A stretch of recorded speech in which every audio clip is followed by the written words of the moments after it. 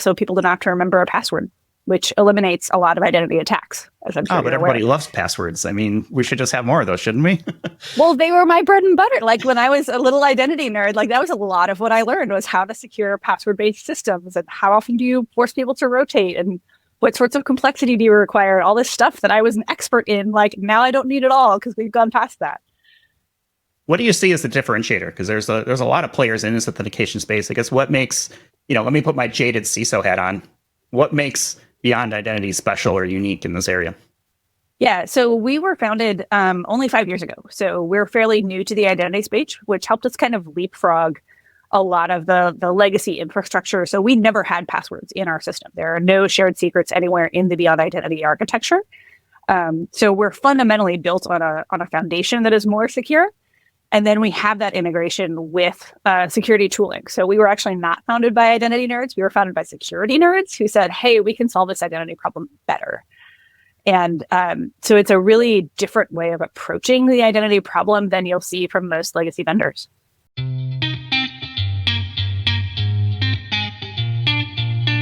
This is Identity at the Center. If it has anything to do with IAM, this is the go-to podcast. Now your hosts, Jim McDonald and Jeff Stedman.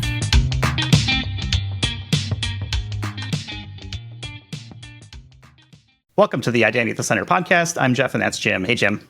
Hey, Jeff, how are you? Oh, not so bad. Yourself? I'm good. You can see my sweatshirt on. I'm beyond cold. Beyond cold here in February in the South. I see what you did there. This is in reference to our sponsored episode we're doing today, right? That's right. Okay. We're having a beyond kind of day. All right. Well, why don't we get to it? We do have a sponsored episode today. We've got Beyond Identity. They have been kind enough to come on the show, and we'll have Sarah Cecchetti on here in a minute. But just to make it clear, right, this is a sponsored episode. They have graciously donated to our nonprofit to help keep this thing running. And everything you hear today is going to be the truth as we see it from IDAC and Beyond Identity. But let me go ahead and introduce Beyond Identity. BeyondIdentity.com. Go there for more information. Actually, BeyondIdentity.com/IDAC. There'll be a special landing page for that. And then they've also got BeyondCon coming up in a couple weeks by the time people hear this. On March 20th, that'll be in Palo Alto. So definitely go to the website and check that out. I'll have links in our show notes as well, but let's get to it. We've got Sarah Cecchetti. She's been with us before. She's the Director of Product Strategy at Beyond Identity. Sarah, welcome back to the show. Hey, great to see you guys again. It's been a while. I think I saw you in passing at Gartner's IAM conference at the end of 2024. You were with us for episodes 199 and 101, I believe. And now we're in the 300s. So we got to catch up a little bit. But I think the biggest change is you've moved to a new organization. Why don't you tell us a little bit about Beyond Identity? And then you got to tell me, what does a Director of Product Strategy mean? What does that mean to people in the real world? It's a completely meaningless title. Yeah, so I was at AWS for 5 years. So that was where I was the last 2 times I was on the show. And being at AWS, I got the chance to talk to dozens of identity startups, hundreds of identity teams all over the world. And I was really floored by the technology that Beyond Identity had and wanted to come over. And little did I know that at the exact same time, my colleague Dean Sachs, also from AWS, was talking to Beyond Identity. So we both ended up moving over at the same time. And basically what they needed me to do was do some product discovery and innovation, as well as facilitate Dean and Monty Weissman to do all of our standards work. So we participate in the OpenID Foundation, the Internet Engineering Task Force, the FIDO Alliance. All that work is done by my team. And so we figure out where we want to influence standards and how we want to move forward there. So we're a team of innovators, standards nerds, and developers who are helping us bring new products to market. So what does Beyond Identity do? Plays in the authentication space, and to what degree, and other things? We do. So it's an SSO, or it can be only an MFA. So it's got kind of 2 different modes. And it sort of sits in the middle where it straddles both human and non-human identity. So the way that we do SSO is not typical. So typically you would have multi-factor authentication. You'd have a password and some sort of device where you are verifying that it's actually you. The way that Beyond Identity does it is we put an endpoint directly on the device itself so that we can look at the security posture of the device. And then we also integrate signals from all of your security tooling. So we can get signals from Jamf, from Zscaler, from Intune, and use those as part of your authentication policy to determine whether people get in or not. And we can do it continuously as people are working to say, hey, does this person still have the security posture that they did when they logged in? So it's a cool marriage of security and identity and data that all comes together with authorization and authentication, and it's all in one very easy to use product. So that's the non-human part, and then the human part is just the local biometric on the machine. And that's how we do it, so people don't have to remember a password, which eliminates a lot of identity attacks. As I'm sure but everybody loves passwords. I mean, we should just have more of those, shouldn't we? Well, they were my bread and butter. Like when I was a little identity nerd, like that was a lot of what I learned was how to secure password-based systems and how often do you force people to rotate and what sorts of complexity do you require? All this stuff that I was an expert in. Like now I don't need it all because we've gone past that. What do you see as the differentiator? Because there's a lot of players in this authentication space. I guess what makes, let me put my jaded CISO hat on. What makes Beyond Identity special or unique in this area? Yeah, so we were founded only 5 years ago. So we're fairly new to the identity space, which helped us kind of leapfrog a lot of the legacy infrastructure. So we never had passwords in our system. There are no shared secrets anywhere in the Beyond Identity architecture.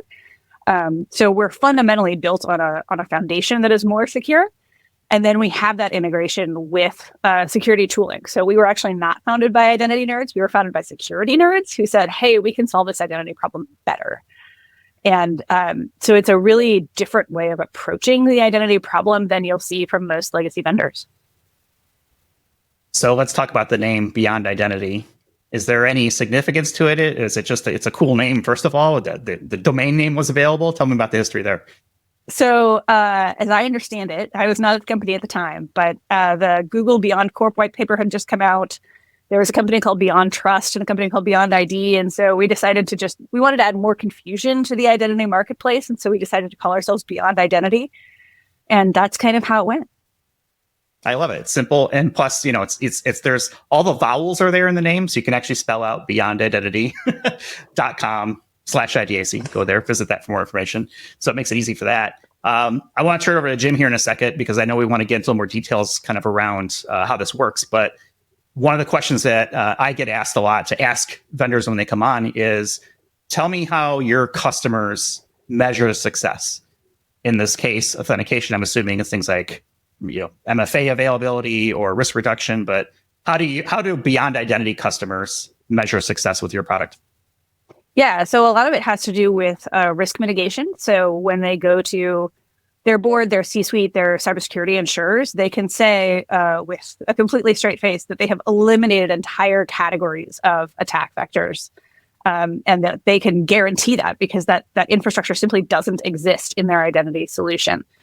So that's a huge win. And then on the usability side, we actually have the customers of our customers, so employees of people who use Beyond Identity, raving about the user experience. They don't have to remember passwords. They don't have to get out their phone. They can just use the biometric that's right on their laptop or right on their device. And we were as you said, we were down in Dallas for Gartner. We presented with Inspire brands. So Inspire is Buffalo Wild Wings and Dunkin' Donuts. So a whole bunch of restaurants. And they don't have a whole lot of attackers trying to get into Dunkin' Donuts, but they do need their employees to get in quickly and easily. And so after they implemented Beyond Identity, they actually had employees coming to them. And they're a Texas-based company. And so the employees said, yeehaw, hallelujah, because they loved the solution so much. They loved how easy it was to log in. Well, and I love the donuts. So let's not forget about that. But I think this whole line of what you're talking about there it's kind of the balance between security and user experience. It's kind of the classic conundrum that we learned in our first days in information security. As you ramp up the security of a system or a process, the usability, there's more hurdles, it's harder to use. How How do you balance that? How do you make sure that you're not going too far in one direction, or, is that just kind of core built into the platform? So it's different for every customer, right? So some customers have a really high amount of risk tolerance, and they are willing to make the system a little bit more open to more flexible in order to get that usability and that quick response. And we have other customers who are very security conscious, who really want to lock down the system and say, no, we only want these type of biometrics. We only want to get signals from these security vendors. And we want to make sure that every single authentication respects all these things. We want to know these things about the machine that the person is logging in on. And so it really varies. We have a wide variety of customers ranging from high usability to very high security use cases. I like that a lot. So there is that ability for the customer to kind of like move those levers back and forth. From what I understand, you and I rubbed elbows at the FIDO Authenticate conference last year. I think you guys are pretty heavy into the use of passkeys.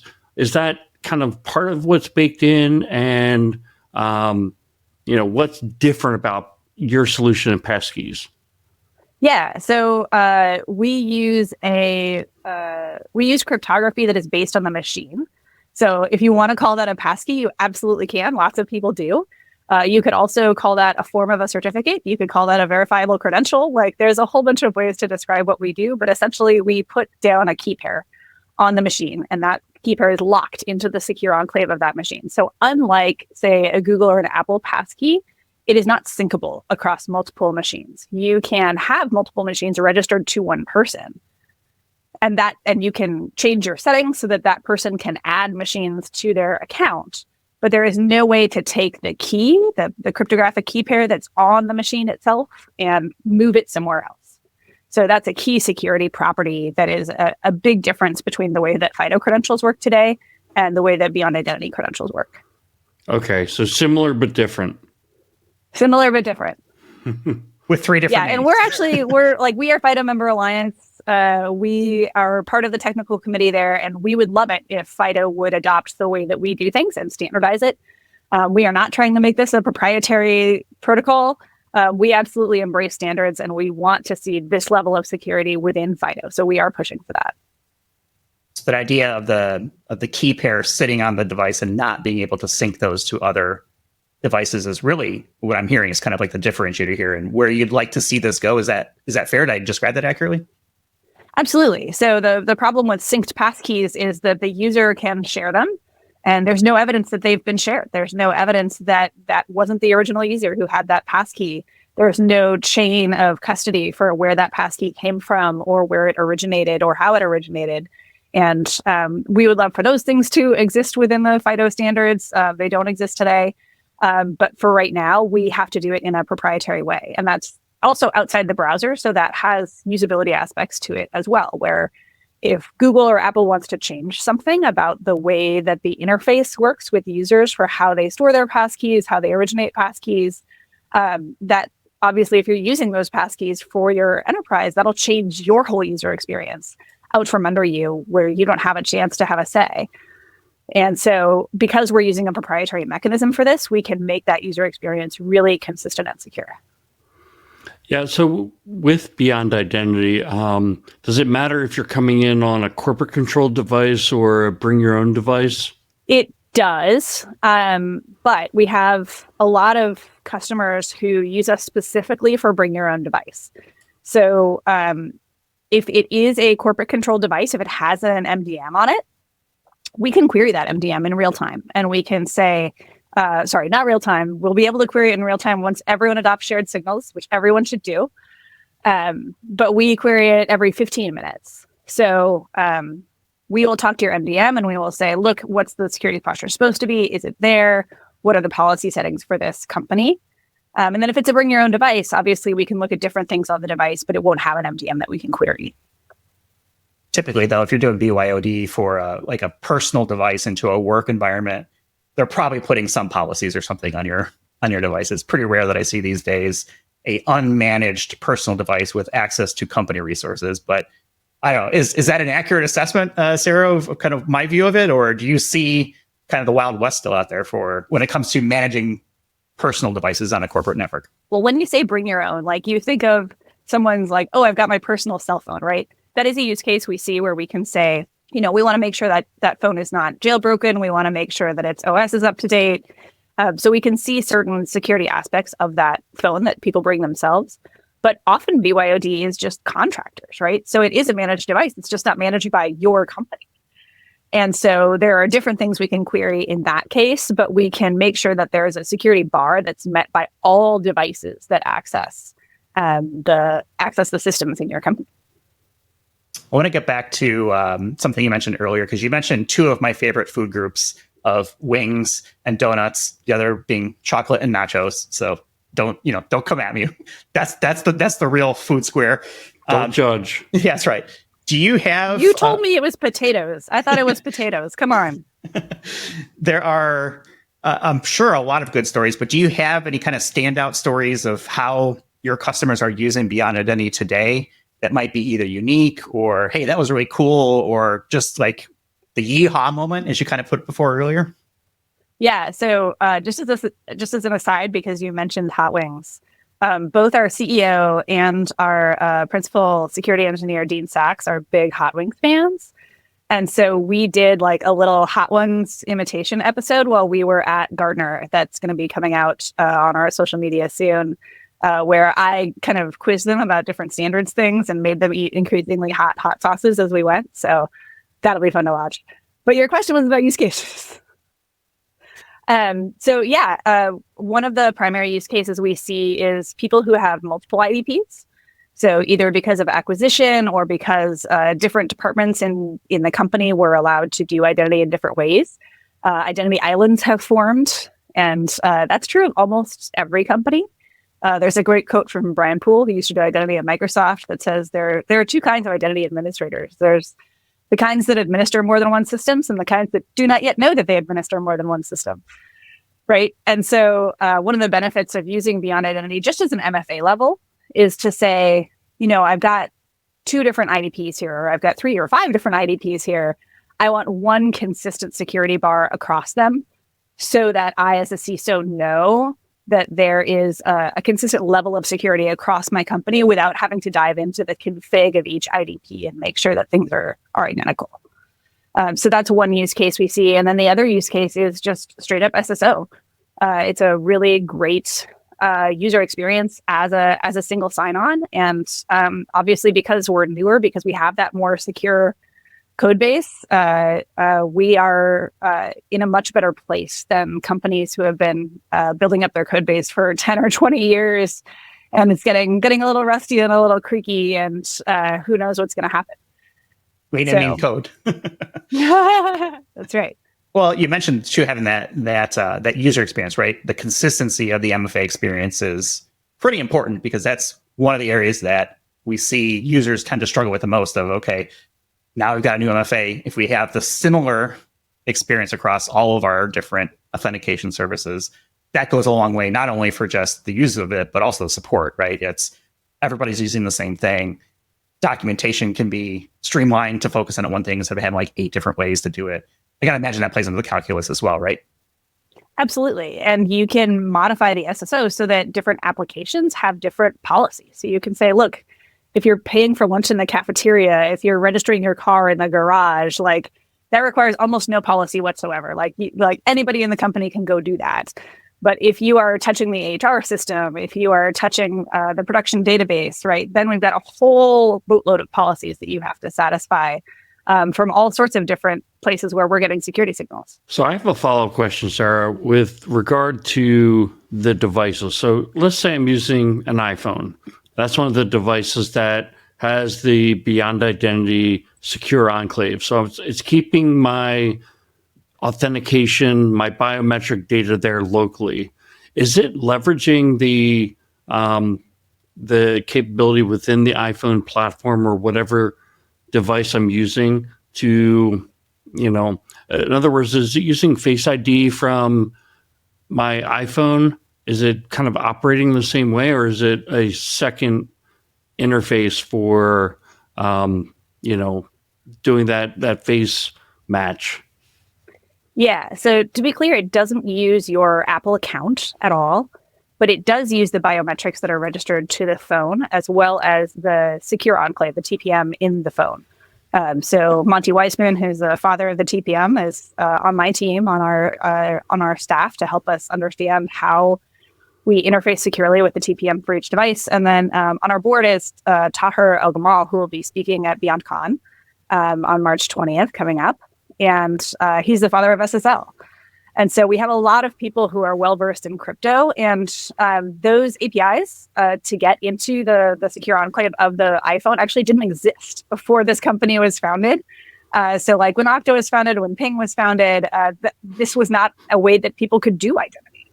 It just, the technology wasn't there yet. And so it's because we were founded later that we are able to utilize these technologies and say, yes, we can lock those key pairs into the secure enclave of the phone. And that's a much more secure way to do it. And it's completely localized along with the biometrics. So let me put a scenario out there. So one of the things that always happens with my phone is that if it doesn't recognize my face, it'll say enter your PIN. And so that I'm entering a 6-digit numeric value, which, is knowledge-based authentication essentially. So does the Beyond Identity platform have the ability to say, well, it has to be the biometric, or is it going to fail back to the PIN, or is that kind of a configuration that your client gets to make? Yeah, that can be configured by application, actually. So you can say, look, for the parking application, they can fall back to a PIN. We don't care.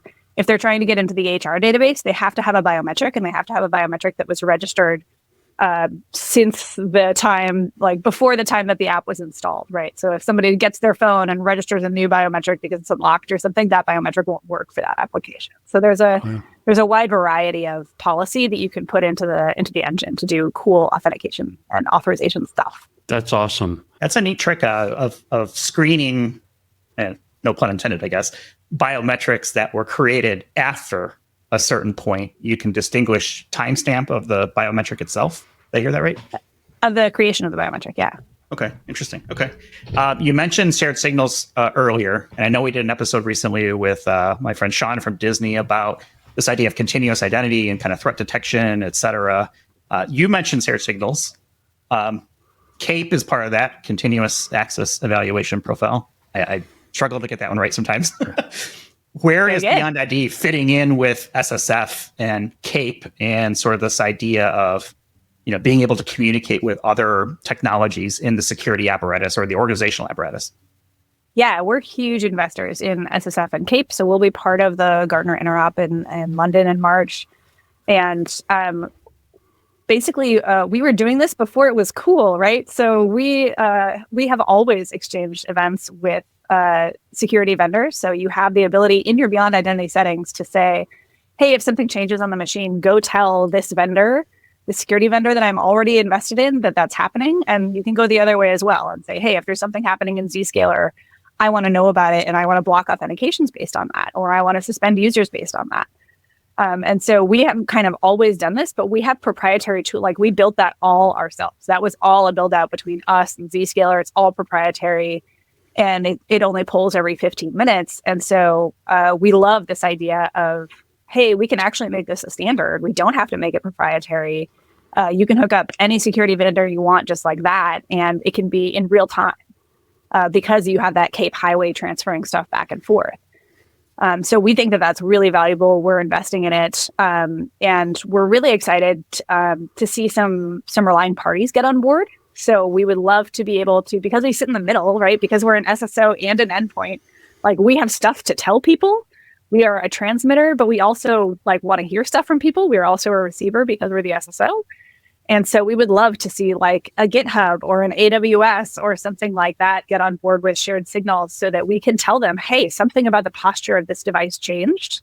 And we don't know what your customer's policy is, but we can tell you what changed so that your customer can write policy around that in the RP itself. I think a lot of people are still figuring out how to make this work. What does this mean in the real world when we start talking about shared signals and communication between apps?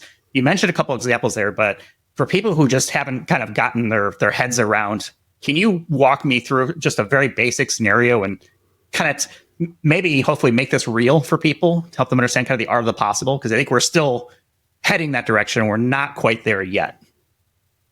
Yeah, sure. So we might see a CrowdStrike score that suddenly drops. And so we know that there's something about that machine that may have been compromised. And so we get that message from CrowdStrike saying, hey, this machine just went from a 99 to a 50. And you can write policy within Beyond Identity that says, hey, if this score drops below 60, they can park, they can buy things in the cafeteria, but they can't get to the HR systems. They can't get to the databases. Or like, we don't want to see them at all. We want to suspend them and have someone from our SOC actually look at what's going on with that machine before we reinstate this account.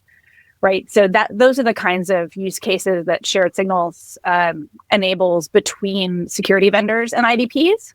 And then between IDPs and relying parties, we would love to see something like, so GitHub today has like sudo actions of like, hey, I want to delete this production repo, or I want to add an admin to this production repo.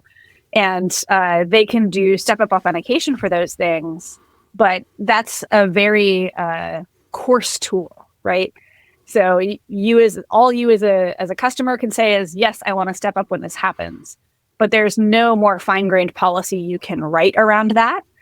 Whereas if we had shared signals in place, we could send all sorts of signals about what's happening with that machine, what's happening with that account, what's happening with that user. Maybe they just recovered their account in a way that's a little bit sketchy. And GitHub might want to do something with that is more interesting than just re-authenticating. Before Jeff asked that follow-up, I wanted to make the comment that, one of the things that, you've brought it up a few times where you're kind of wanting these things to be open standards. You're supporting the open standards. So I just wanted to say good on you for that.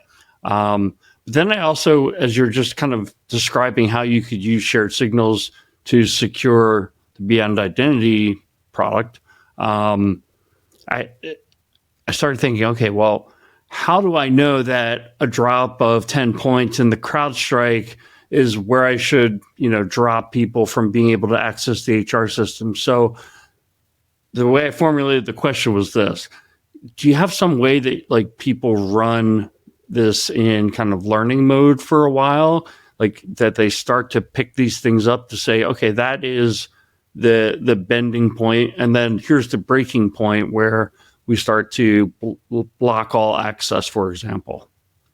Absolutely. So people often think of us as an authentication company, but we're also an authorization company. And one of the things you have to do when you are an authorization vendor and you have a lot of policy and a fine-grained policy engine like we do is you have to have an audit mode, right? So you have to let customers write policy, but not enact it.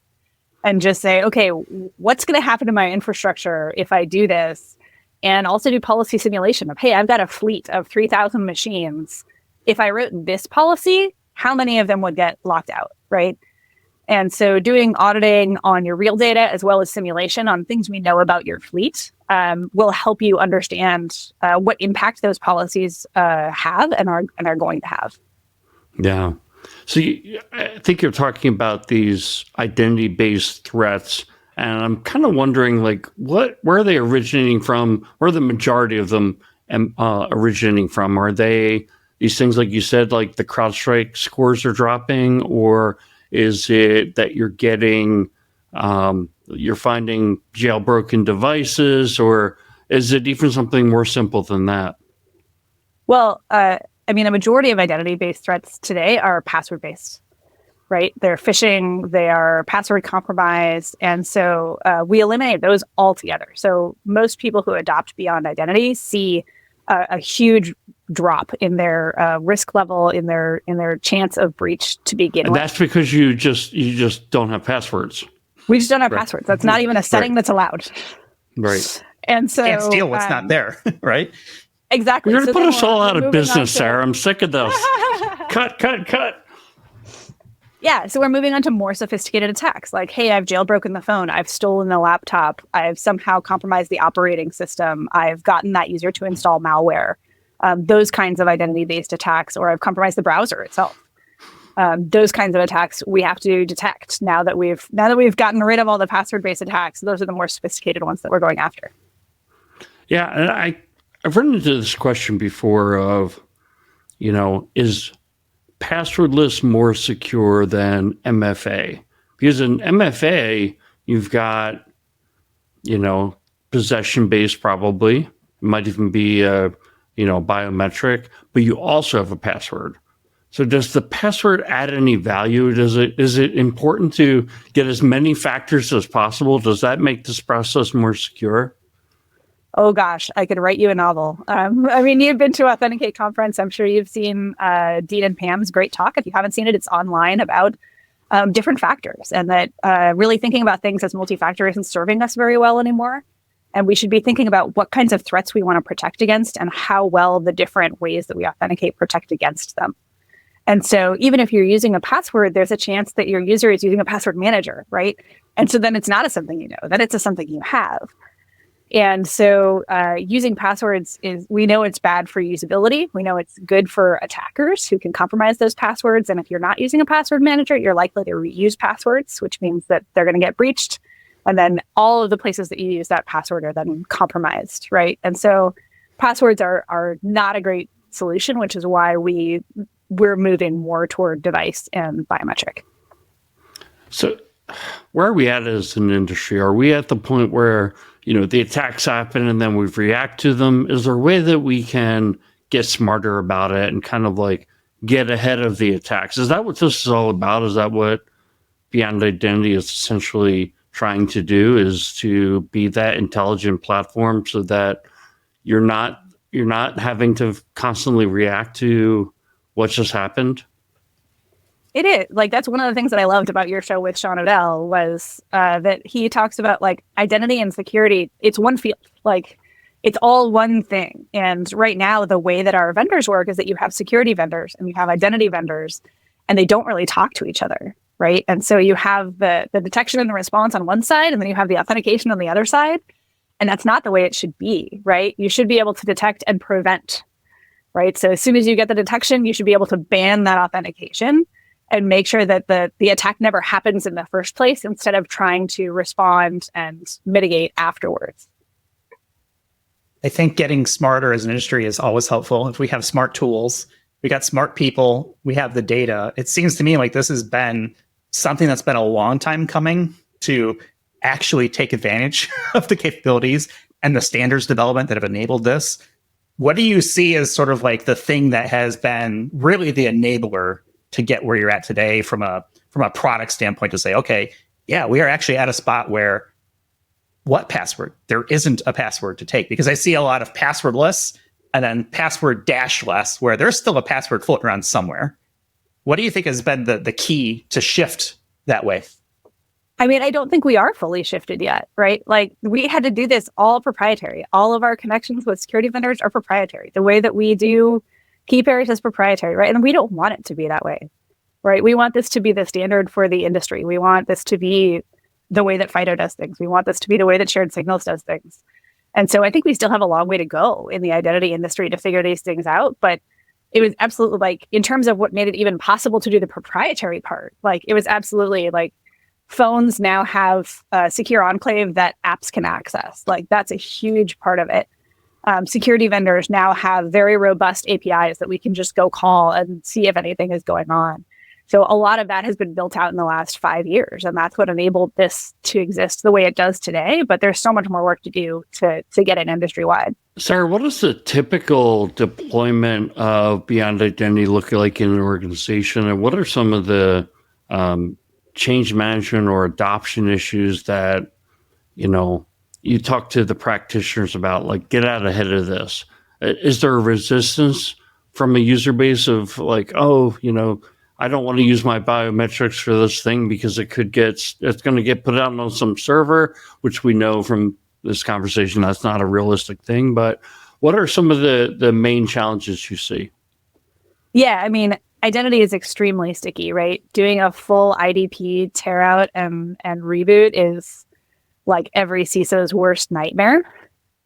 And so the way that we see people deploying Beyond Identity is either as an MFA layer on top of their IDP, and then they'll pick certain applications that they think are their crown jewels to say, okay, we're actually going to switch to full IDP mode here for this application, or for a pool of users. So we say, okay, we're actually going to switch out the IDP for our executive team, for our HR team, for our finance team, the teams where we're really worried about breach. And so they're not doing that full rip and replace that's really painful and expensive and time consuming, but they're kind of dipping a toe in, and then they're saying, okay, this is going well. Let's expand this to another application, another team, and slowly over time, kind of moving it throughout the company. And we have seen some resistance to biometrics. There are a lot of biometrics laws all around the world. And obviously, you can turn that off in the product if you feel like it's not what you want in your company. But the biometrics are local, so there is no central thing to compromise with the biometrics. It is all stored on the phone or on the laptop. Is there a scenario where you could potentially selectively turn off the biometric for certain people and not other people? Sorry if I'm hitting you with a trick question here, but I'm wondering, like, okay, if you had kind of a workers union, I can't even remember the right term, in France, and those folks, for some reason or another, you just have to exclude them from using that biometric. Is that possible? Absolutely. So that's just role-based access control, right? So that's you make a role that says, hey, this is the crazy France union of people who hate fingerprints. And you make a policy that says, like, these people can get in without a fingerprint. Love the flexibility of the approach here, because I think you're right, where IDP surgery is a major surgery. And there's a lot of legacy players out there. So the ability to add this capability to an existing IDP, I think, is a huge win, for everybody. It's the ability to be more granular with the approach for MFA, which is important. It's the flexibility and the models, and just the different ways to approach it. I think it's a really smart way to approach it. So I tip my cap to you. So exactly. Yeah, I fell in love with the technology, which is why I moved to the company. And obviously the people who I work with at the company are all fantastic. So it's a really great team. If you get a chance to meet us at a conference, please say hello, stop by the booth. We're very friendly. And my team specifically will all be at the Internet Identity Workshop coming up in April. So we are excited to talk to you about anything innovative. If you have something that you say, like, God, I wish IDPs did this, or God, I wish I had an endpoint that did that, come flag us down and tell us that you want us to build new things, because that's what we do. I would say, be careful what you ask for. I want my IDP to have a cup holder. Might not be realistic. But maybe it is. Hey, we can make it happen. Right. So before that, though, you've got BeyondCon. And I guess I'm not familiar with BeyondCon. Tell me about this, because this is coming up March 20th. It's in Palo Alto, California. I assume you and your team will be there as well. But what is BeyondCon for people who aren't familiar with it?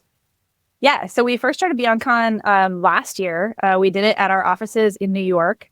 And basically, it's a combination of a Broadway show and a whole bunch of identity nerds and security nerds.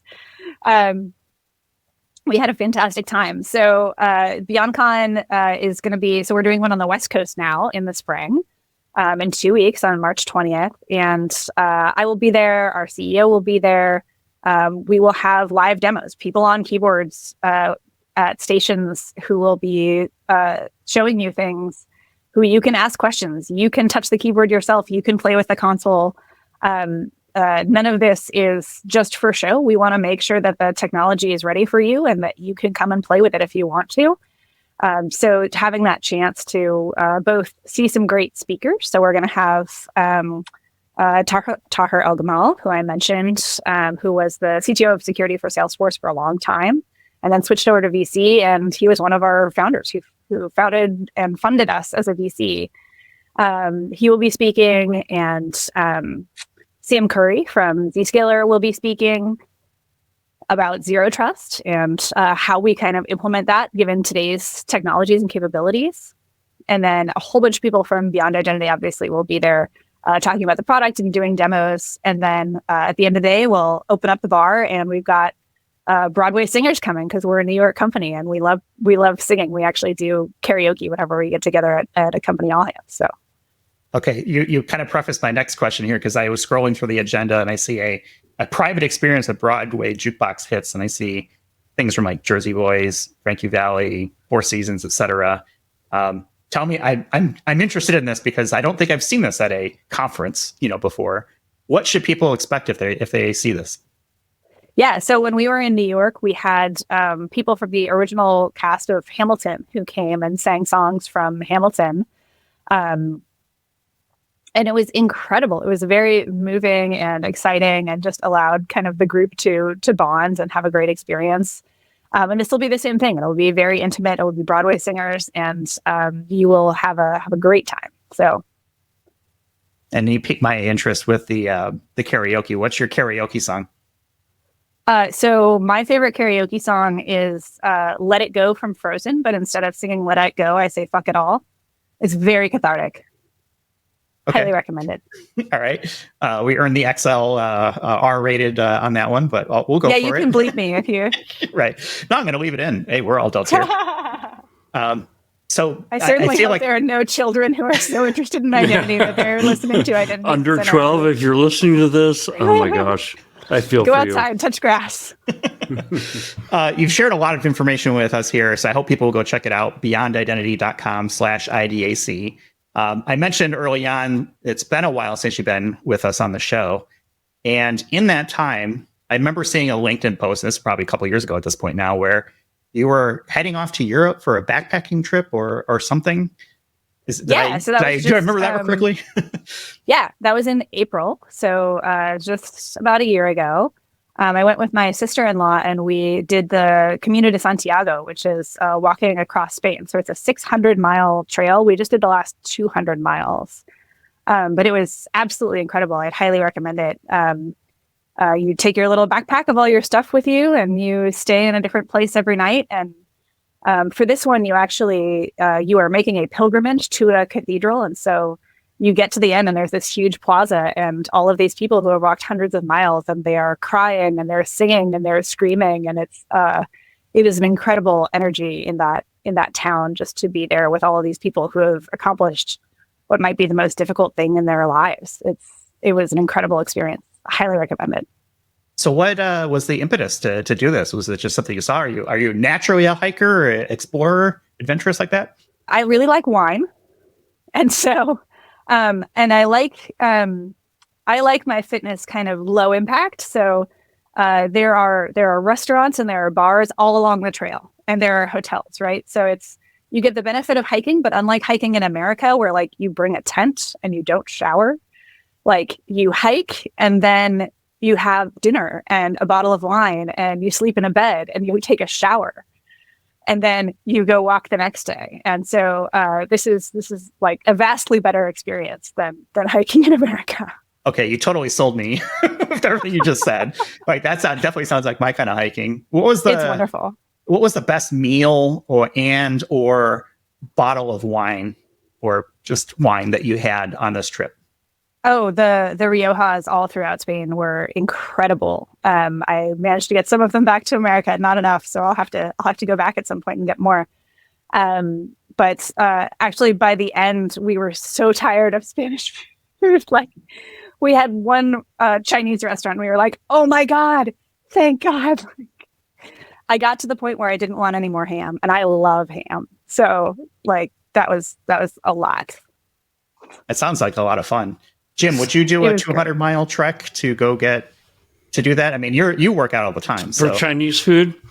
For Chinese food in Spain?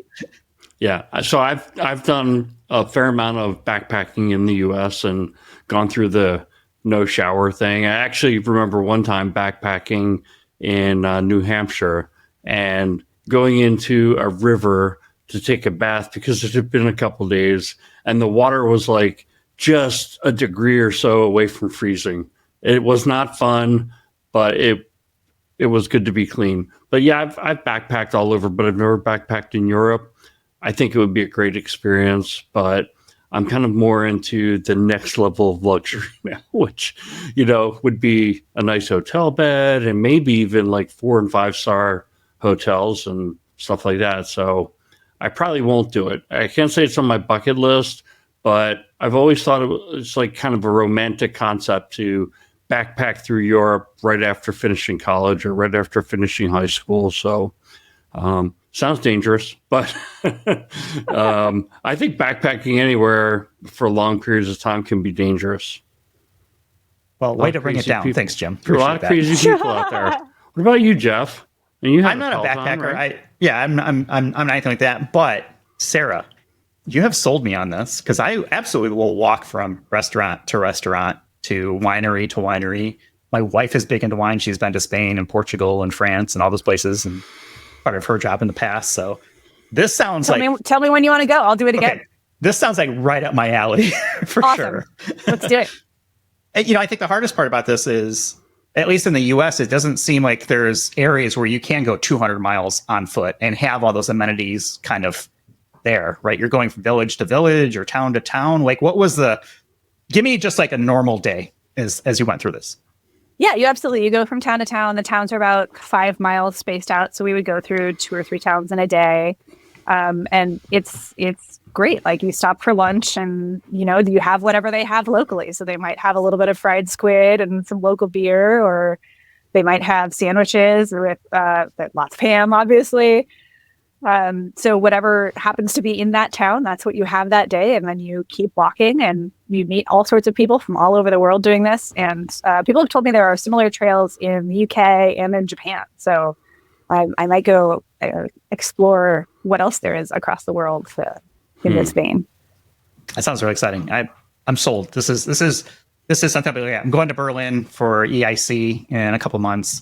My wife and I are looking for something to do while we're out there. I think we're going to end up in Amsterdam. So I don't know. I'm sure we'll be doing plenty of walking and stuff like that, but maybe we can do something similar to that, or maybe just sit on a train and go through the countryside and whatever it may be. Absolutely. You've been very generous with your time. I want to make sure that we get you out of here on time, but any final thoughts or things that people should be listening that are watching should know about Beyond Identity that you want to get out?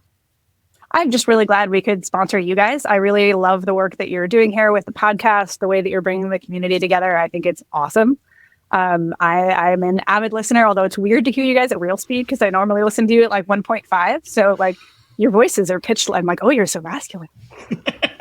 Well, not really. But yeah, I really think that you guys are doing great work. And thank you so much for giving us the opportunity to support you. Well, we appreciate that. Flattery gets you everywhere in this show. So I think that's a good spot.